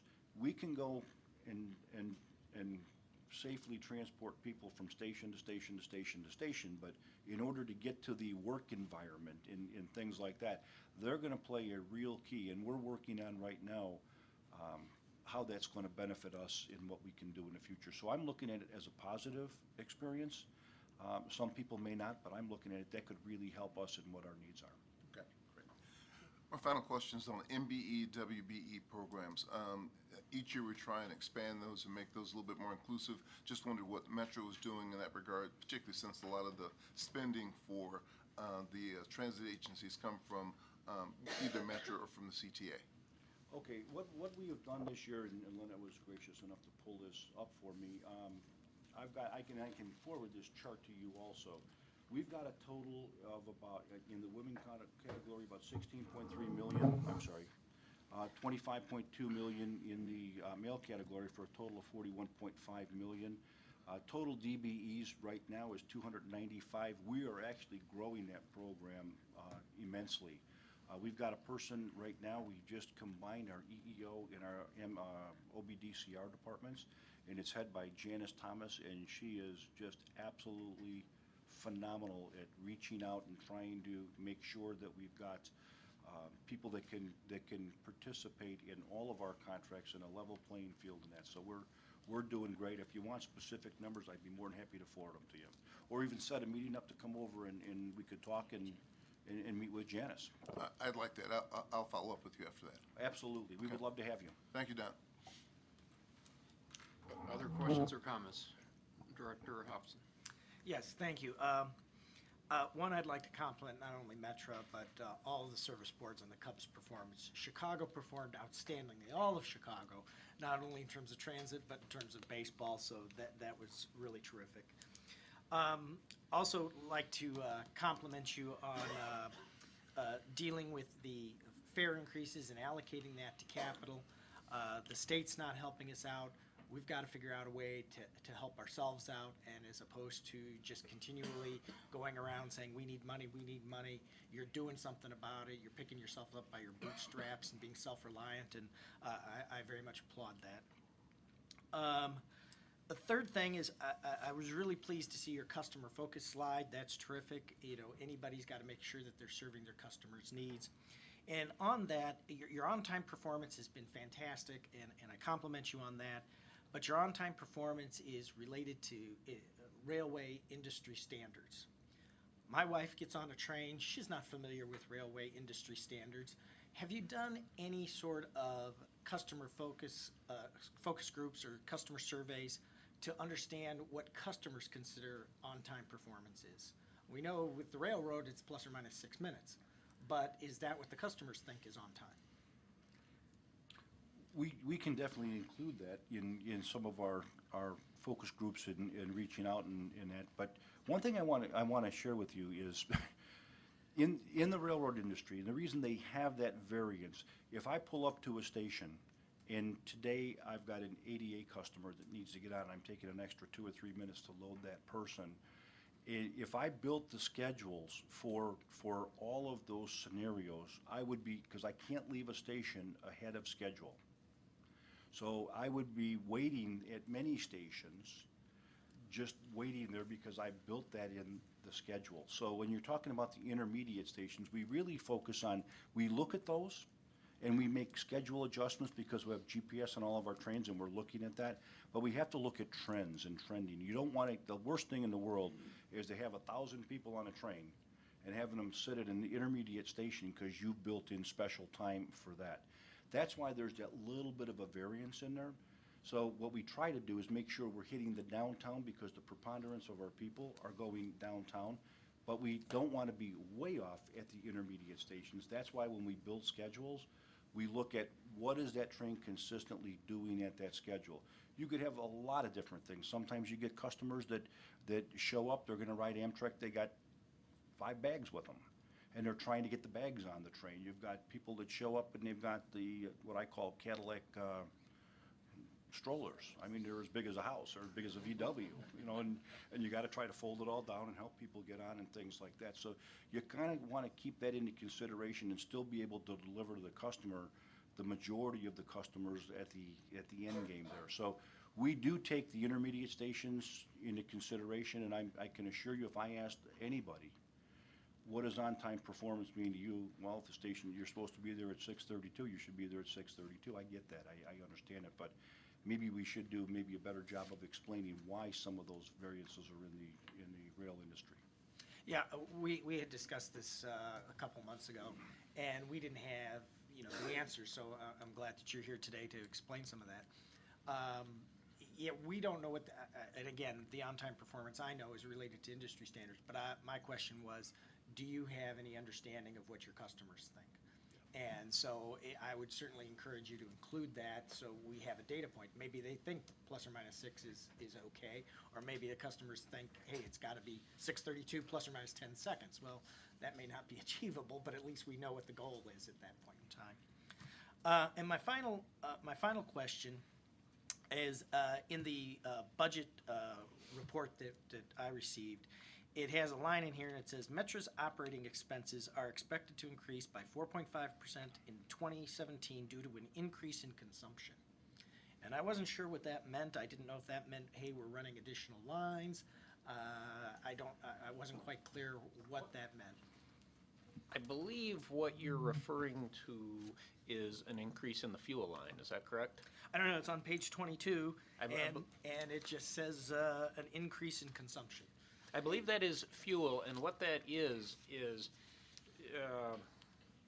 what you've got is we've got more gallons budgeted because we decided that our provision for winter fuel usage was inadequate, and so we decided to raise our budget for that. The actual locomotives themselves aren't burning any more fuel, and our service is substantially unchanged. Okay, that's what had me confused, is because I figured there wasn't really any significant changes, and with new locomotives or rebuilds on the locomotives, they should be more fuel efficient, if anything. So that's why I was wondering, 4.5% seemed like a lot if that was specifically referencing fuel. Yep. And so it's just more of a budgeting number to give yourself some cushion for the winter months? Is that what that is in reference to? Well, it's not intended to be a cushion. It's intended to be a better estimate of what we really think is going to happen. Oh, okay. All right, so you were under budget for 16. Well, based on our analysis of trends, including the polar vortex, we said, yeah, we probably ought to ratchet our going level up a little bit. Okay, thank you for the explanation. Thank you, Don, for coming in today. Appreciate it. Yes, Director Melvin. Thank you. On the 49th Street station, you said that you're going to put $20 million toward it to make it more efficient, and even then, it's not as efficient as you'd like for it to be. What would it cost you to do what you really wanted to do? Just out of curiosity, or have the kind of facility that would really be as efficient as you need it to be? It's a great question, and I'm glad you have asked that because we're looking right now at what could we do with a facility. So we're talking probably several $100 million to build a facility with the yard that we need. We're looking at that right now. That's not going to happen for a very, very long time. So I would say several $100 million because several is in 3 to 4, or several is in 7 I would say 3 to 400 million dollars. And again, those are our best guesstimates right now. I'm not trying to hold you to it. I was just kind of curious. Just pardon? No, and again, you've got to look at land, you've got to look at location, and one of the things that we need to do is we've got to look at a location that's kind of central for all of our lines. So if we're doing rebuilding and different things like that there, we need to get cars there and cars away and locomotives there and locomotives away. All of our facilities are very, very old. Now that number could change depending on when we get back and we start doing design and what we need. We thought we had a piece of land that would suffice for this year. It was nowhere near large enough for what we needed to do. And to get large pieces of land in the middle of the city, a city like Chicago, that's conducive to rail access, there's not really a lot of that out there. So we're looking at that right now. Gotcha. So when I hear about that need, and I appreciate your very excellent chart on the CPI. I thought that was really told a big story. Where are you on the issuance of bonds? I noticed on one of the slides, you guys are, the dialogue is not clear. Can you tell us where you are in that conversation, how you're looking at that, how you're approaching it? Yes, what we're doing right now, because we had said in 2014 we would look at bonding or some other financial mechanism to do it. We've got a consultant on board right now working with us, a financial consultant, looking at things. And one of the things I wanted to share with everybody, our board is looking at, should we bond? Should we not bond? Because it's not like we can get cars today. We're going to bond and get 367 cars. That's going to be many years down the road.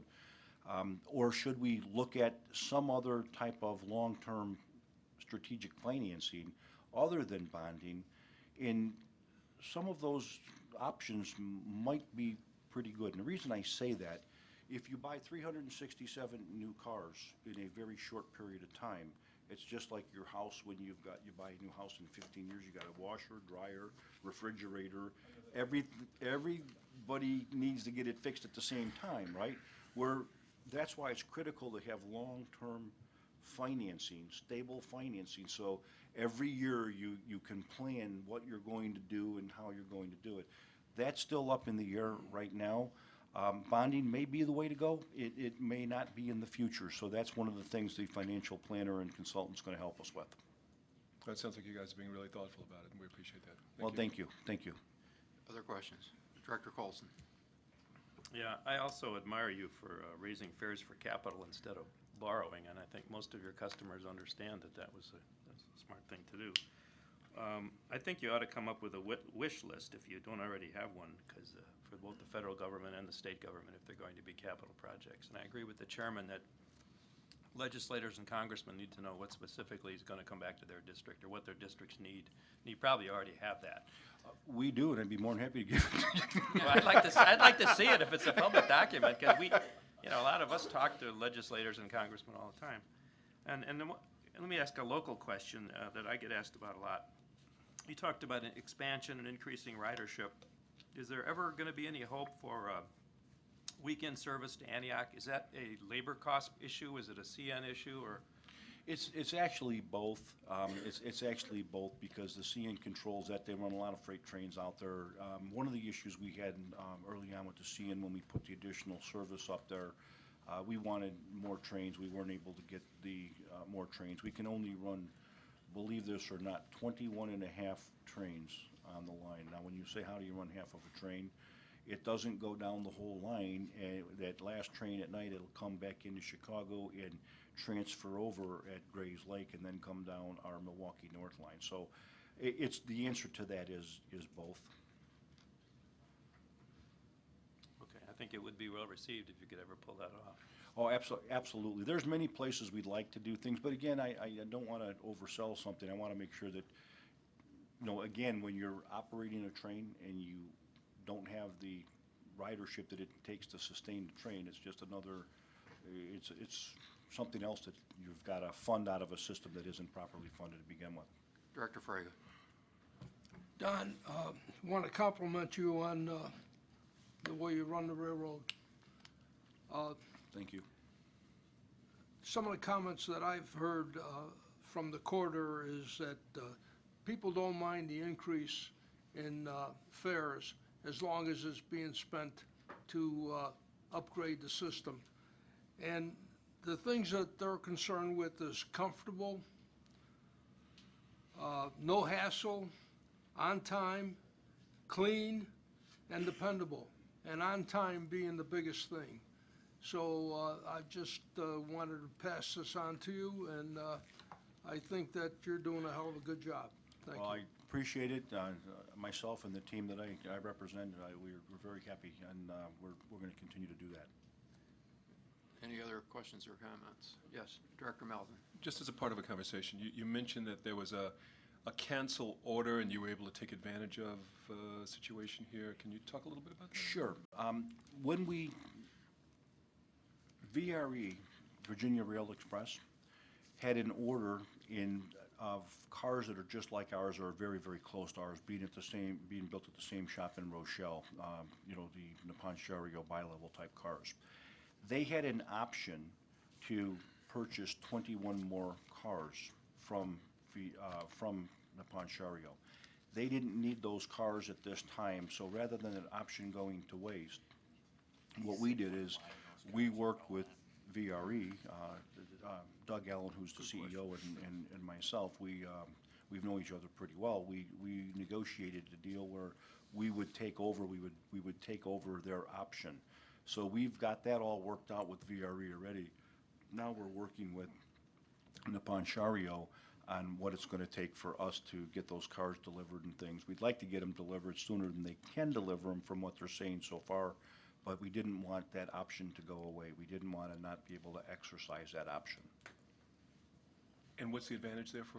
The advantage for the option is they negotiated a certain dollar amount for that at several year ago prices.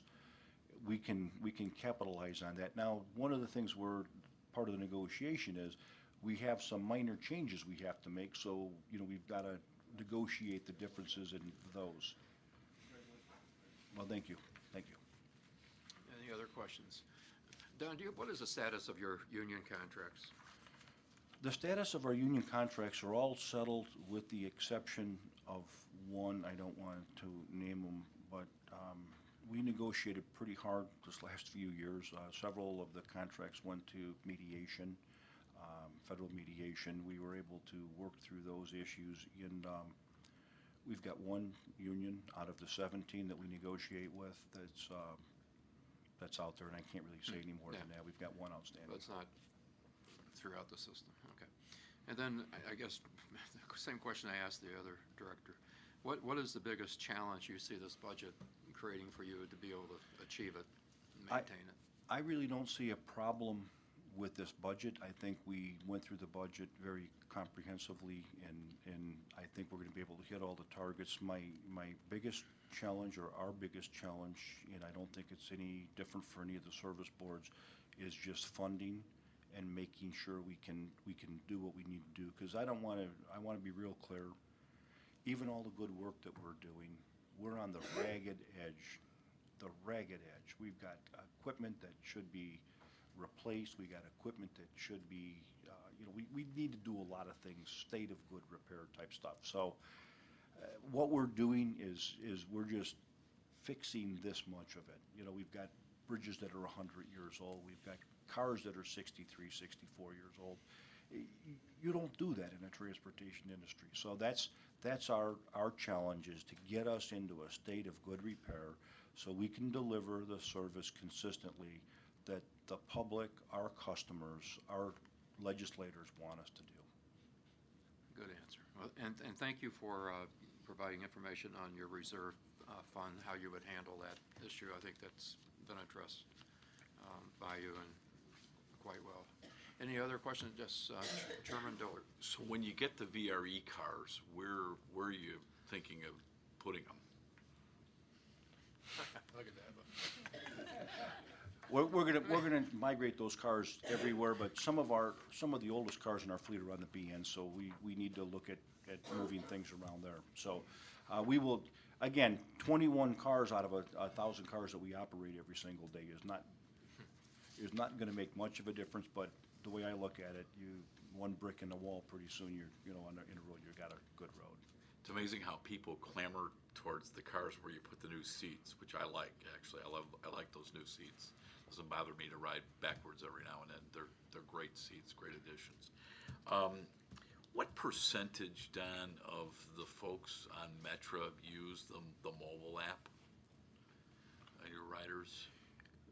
Lynette, I'll have Lynette answer that. I think we have, what, 28% on, So overall,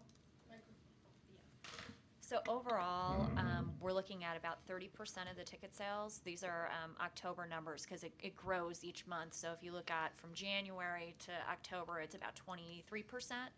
But in October, we were about 30% of the tickets are being sold through the app. It varies by ticket type. So our 10-ride ticket is the highest. So 43% of the 10-ride tickets in the month of October were coming through the app. 29% of the one-ways, 24% of the monthly tickets, and about 22% of the weekend tickets. Boy, you'd think logically monthlies would be your largest user. That's interesting. It's the sheer volume of tickets that you sell, because a monthly ticket we sell it once and is used by the person throughout the entire month. So the number of monthly tickets we sell is lower than the number of one-ways and 10-ride tickets, because you have to purchase more of them, which is why you have some of the discrepancy in the percentages. Well, the rollout was great, and you know the technology's amazing, and it's just it's a great thing for those like Director Hobson or myself. I also think it really improves the ticket collection system to make sure, you know, that the minuscule number of people that do slip through the cracks, I think, get really picked up because you've sold them. You know, you've sold them, especially the monthlies, the tickets. I just think it makes it easier. You know, a lot gets said about the negatives, but the rollout of the mobile app, just the handling of the Cubs. I mean, I just always found it incredible how people just took for granted that we could move those people, whether it's 500,000 people or 2 million people or 5 million people. It's a lot of people. I just sent you some photos that you ought to put in your archives of what Union Station looked like. They're in color. It's a great scene, and it's amazing. I mean, your folks, as well as Amtrak's, were organized, and it was, it was an amazing day. And we're moving those people, especially in the morning, through rush hour when our trains are almost at capacity anyway. And just to move that sheer number of people safely, was unbelievable. And so a lot always gets, accentuated on the downside, whether it's a polar vortex that hits us, and we're prepared now, or other things. When we do things, and these are massive undertakings, as you and your staff know, the rollout of the app, or just moving the sheer number of people to a Blackhawks parade, let alone the Cubs parade, to me is yeoman's work. And there's no doubt that while we're never satisfied, that Metra is clearly, today, I think, it's operating on a lot better rail than it was a few years ago, and it's doing well. So, thank you very much. Thank you, Chairman. I would like to take this opportunity to comment and say something about our board. When we were doing the mobile app, everybody was trying to get the mobile app out, get the mobile app out, get the mobile app out, and it was lagging behind a little bit because we wanted to make sure it was perfected to a point where it wasn't going to fail on us. We saw how that worked a little bit when you put something out and it doesn't work well, but credit to our board, they said no, because we were telling them you only get one opportunity to make a first impression. If you roll this out and it's a failure, it's going to be a failure forever and there's going to be problems. If you wait to do it right, which they did, it took a few extra months to do it. When we rolled it out, it was flawless for the most part. It exceeds all of our expectations. So it's all about making the right business decision, doing it right, and making the best impression you can make. So appreciate that. But I wanted to give credit to the board because they could have said, no, we need to get it, they did the right thing. So. Just one last comment. Since we're losing good seasoned veterans at pace